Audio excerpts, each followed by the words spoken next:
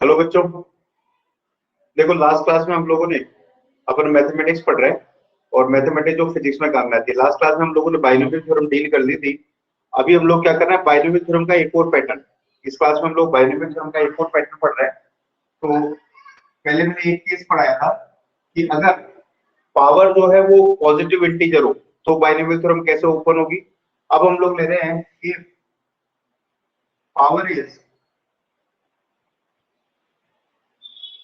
Negative, हो सकता है पावर नेगेटिव, यानी हो सकता है आपको a plus B whole power -2 को ओपन करना हो if पावर इज नेगेटिव, और इन फ्रैक्शन और फॉर एनी पावर, किसी भी पावर के लिए बाइनोमियल थ्योरम कैसे ओपन होगी ये देखना है। किसी भी पावर के लिए बाइनोमियल थ्योरम कैसे ओपन होगी ये देखना है। तो देखो क्या करें, इस वाली बाइनोमियल थ्योरम को ओपन करने के लिए सबसे जरूरी चीज है वो ये है कि इसके अंदर पहला स्टेप तो होना चाहिए 1, है ना, जो इसकी नेसेसरी कंडीशन है।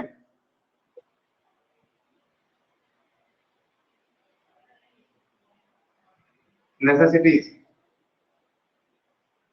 नेसेसिटीज क्या है? नंबर पहला कि इसका फर्स्ट स्टेप शुड बी 1। पहला स्टेप एक होना चाहिए इसका, पहला स्टेप एक होना चाहिए, जो दूसरा स्टेप है वो एक से छोटा होना चाहिए, तभी ये बाइनोमियल थ्योरम आप अप्लाई कर सकते हो, अदरवाइज बाइनोमियल थ्योरम अप्लाई नहीं कर सकते। और सेकंड ये है कि second step should be less than 1। Second step को हम लोग x मान लेते हैं, यदि x जो है वो 1 से छोटा होना चाहिए, काफी छोटा होना चाहिए, x इज लेस देन 1। दो लेस देन इसलिए लगाए क्योंकि काफी छोटा होना चाहिए ये है। और ये जो है तब ये बाइनोमियल थ्योरम लगेगी। और अगर ऐसा नहीं है तो बाइनोमियल थ्योरम अप्लाई नहीं कर सकते आप। और अगर आपको फिर भी करनी है तो आपको ऐसी कंडीशन अपीयर करनी पड़ेगी। तो देखो ये वाली बाइनोमियल थ्योरम कैसे ओपन होती है, जैसे मान लो पहला स्टेप है 1, दूसरा स्टेप है x और पावर लगी हुई है n। तो ये कैसे ओपन होगी, इसको लिखते हैं हम लोग 1 plus nx plus n-1 upon factorial 2 n into n-1 factorial 2 x square plus n into n-1 n-2 factorial 3 x cube. इस तरह से ये चलता जाता है और इनफाइनाइट टर्म्स आती है इसके अंदर जो टर्म्स आती है इनफाइनाइट टर्म्स आती है। लेकिन अगर क्योंकि x वैसे भी 1 से छोटा है, x 1 से छोटा है तो इसकी हाई पावर होगी, क्योंकि अगर कोई छोटी चीज है, 1 से अगर कोई छोटी चीज है और उसकी हम लोग पावर रेज करते हैं तो वो और छोटी हो जाती है। जैसे मान लो 1 से छोटा है 0.2, अगर हम लोग इसका स्क्वायर करें तो स्क्वायर करें तो ये आ जाएगा 0.04, ये और छोटा हो जाएगा। तो हम लोग इसकी हाई पावर को अगर नेगलेक्ट कर दें, as x is less than 1, so avoid or take negligible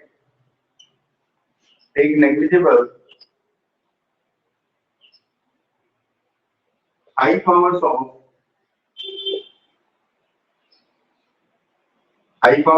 x। तो x की हाई पावर को नेग्लिजिबल मान लो, ये x स्क्वायर को x के ऊपर इसके आगे के तो दो टर्म काम में लेने हैं, and use only two terms and use only two terms, जो दो टर्म इस्तेमाल कर दिए आपको। तो 1 प्लस एक्स पावर n को आप कैसे लिख दोगे, 1 प्लस एक्स पावर n को लिख दोगे आप 1 प्लस nx, ये लिख दोगे। आपको इतनी सी बाइनोमियल थ्योरम काम में लेके, ये मैंने आपको एरर वाले चैप्टर के अंदर भी पढ़ाया था। वहां पे मैंने एरर के अंदर जब पावर वाला एरर कर रहा था, मैंने n को आगे लिया था और n को भी आगे लिया था। तो ये जो है ये n क्या है, यहाँ आ जाएगा, यहाँ के आगे मल्टीप्लाई हो जाता है, बस इतना सा बात। तो ये इसका एक फॉर्मेट। अगर यहाँ माइनस है तो माइनस एज इट इज रहेगा, अगर यहाँ माइनस है तो माइनस रह जाएगा। मतलब इसको अपन ऐसे भी लिख सकते हैं ऑल्सो, अगर मान लो ऐसा है 1 माइनस एक्स पावर n, तो भी ये n आगे आके मल्टीप्लाई हो जाएगा 1 माइनस x। अगर ऐसा है मान लो यहाँ प्लस है और यहाँ माइनस है, तो ये माइनस आगे आके मल्टीप्लाई हो जाएगा, प्लस माइनस मल्टीप्लाई हो तो माइनस हो जाएगी, तो ये 1 माइनस x। ऐसा भी हो लिख सकते हैं, या ऐसे भी लिख सकते हैं हम लोग ऑल्सो, मतलब ये तो कोई दिक्कत वाली बात नहीं है, तो साइन का सीन है। अगर ये माइनस एक्स है यहाँ पे माइनस है, तो ये माइनस एन आ जाएगा, माइनस माइनस प्लस हो जाएगा, तो आप इसको ऐसे भी लिख सकते हो 1 + nx। तो ये बाइनोमियल थ्योरम आपको जो लिखा सा याद रखना है कि n आगे आके मल्टीप्लाई हो जाता है, तो नोट करेंगे इसको।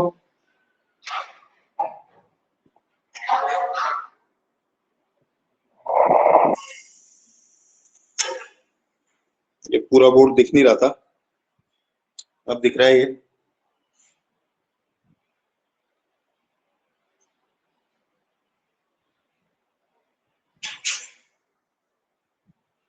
नोट करो, नोट करके कमेंट करो मुझे।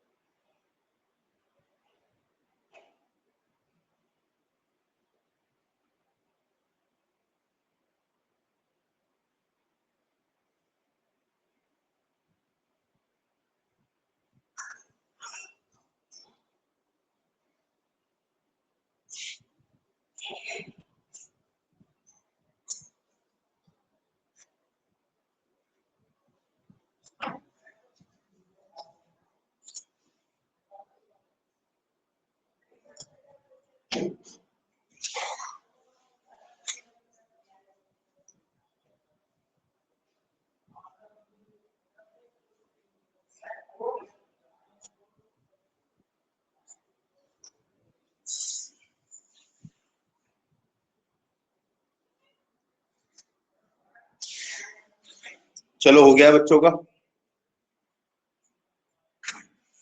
अब देखो, तो एक तो इसके एग्जांपल कर देते हैं हम लोग।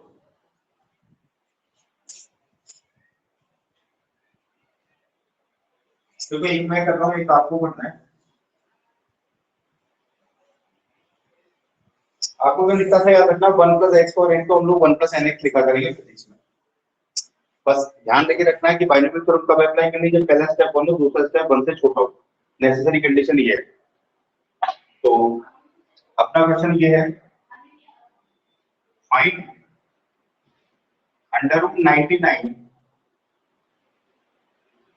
by using binomial theorem।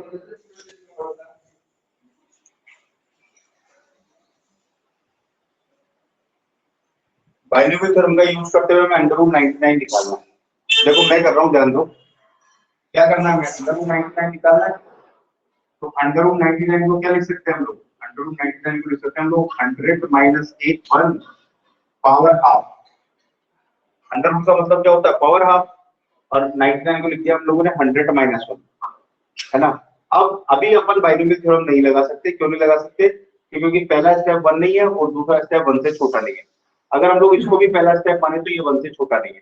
तो अपन एक काम करते हैं, इसमें से 100 कॉमन लेते हैं। ये हम लोगों ने इसमें से 100 कॉमन लिया, ये 100 हम लोगों ने कॉमन लिया तो ये अपने साथ में पावर लेके निकला, क्योंकि पावर इसका भी है, और यहाँ से बच गया 1, और इसमें 100 था नहीं, तो हम लोगों ने 100 का कर दिया डिवाइड, और ये पावर आ गई हाफ। क्यों, क्योंकि जिसमें नहीं होता और उसमें तो कॉमन लेना होता तो डिवाइड करके ले लेते हैं। अब ये 100 पावर हाफ ये कितना होता है, बट 100 पावर हाफ होता है 10, बट 100 पावर हाफ का मतलब कितना होता है, 10 होता है। तो ये तो बन जाएगा 10, 100 पावर हाफ का मतलब √100 पता होगा कि 10 होता है, और ये आ जाएगा 1 - 1/100, और पावर चल रही है हाफ। अब हम लोग इसमें इस्तेमाल कर रहे हैं बाइनोमियल थ्योरम, तो ये हाफ आगे आके मल्टीप्लाई हो जाएगा। तो bye using binomial theorem, binomial theorem को शॉर्ट में बीटी लिखा है। तो बाइनोमियल थ्योरम अगर हम लोग यूज करें तो ये हाफ आगे आके मल्टीप्लाई हो जाएगा, तो ये आ जाएगा 10 1 - 1/2 into 100, और ये 2 into 100 कितना आएगा, 200। तो ये आ जाएगा 10 और ब्रैकेट में 1 - 1/200, और 200 एलसीएम ले लेंगे तो 200 माइनस 1 आ जाएगा 199, ये आ जाएगा 10 200 माइनस 1 अपॉन 200, एक जीरो से एक जीरो कैंसिल हो गया और ये आ जाएगा 199 अपॉन 20, ये आपका आंसर होगा। Your answer will be 199 upon 20, ये आ जाएगा अंडर रूट 99 का आंसर। नोट करेंगे इसको, नोट करेंगे, फिर एक क्वेश्चन मैं दे रहा हूं आपको।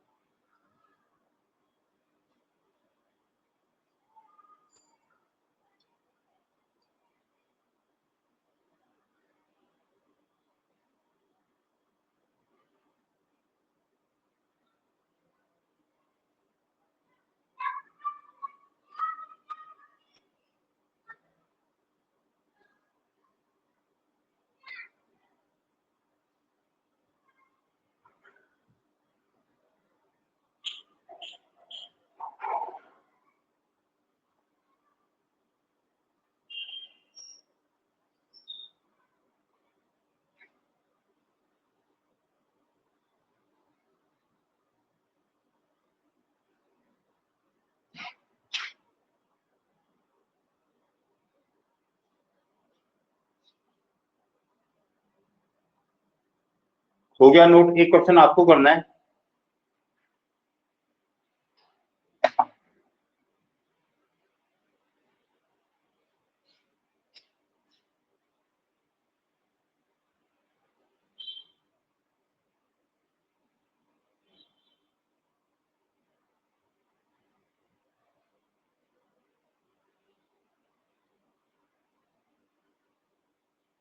ये क्वेश्चन आपको करना, find under root 626 by using binomial theorem.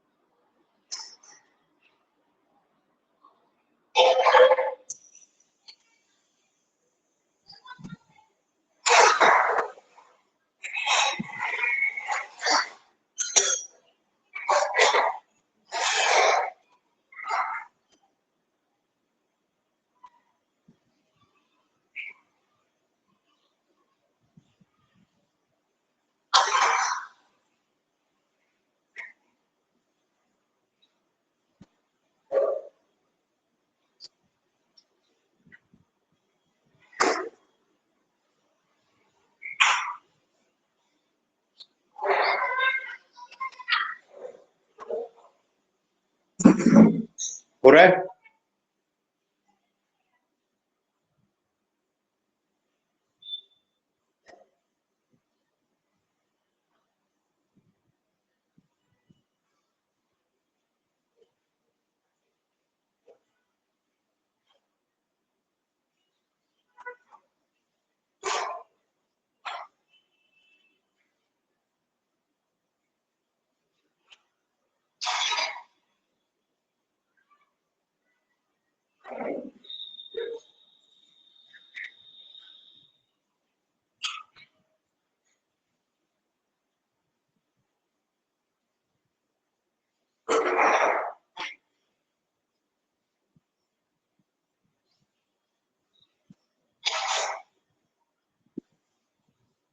देखो कैसे करेंगे इसको,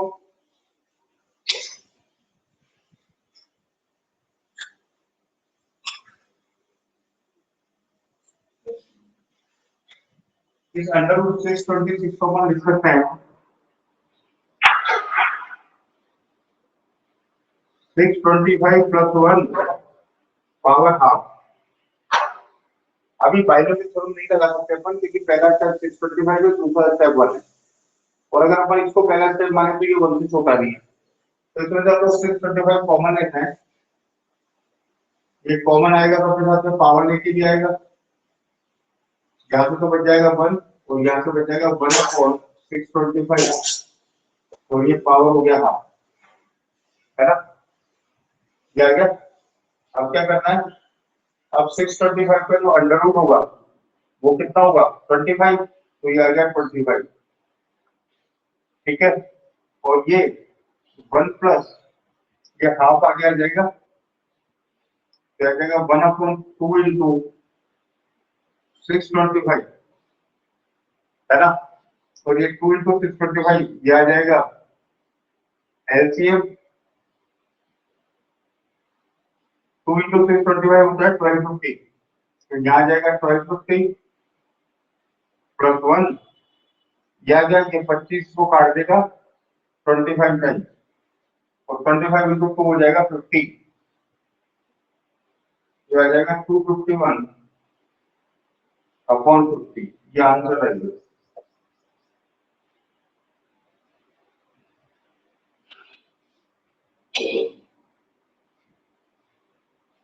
बताओ क्लियर है क्या?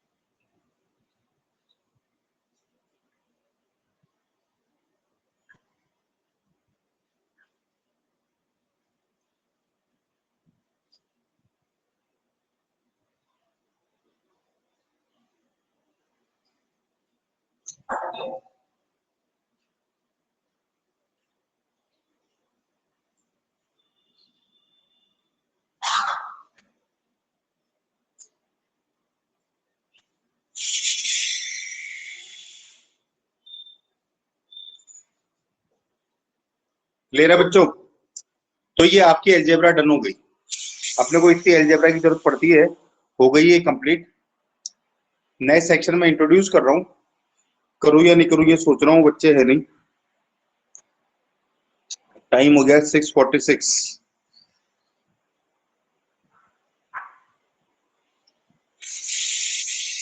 चलो आज की क्लास इतनी रहने देते हैं, सैटरडे को वैसे भी जनरली ऑफ ही रखते हैं, वो तो मैं पढ़ाता हूँ, तो आज की क्लास इतनी रहने देते हैं, मंडे से चालू करेंगे, और मंडे से नया सेक्शन चालू करना है कोऑर्डिनेट ज्योमेट्री का, 2 से 3 दिन का सेक्शन है, फिर ये चैप्टर आपका डन हो जाएगा, और फिर मैं वेक्टर पढ़ाऊंगा आपको।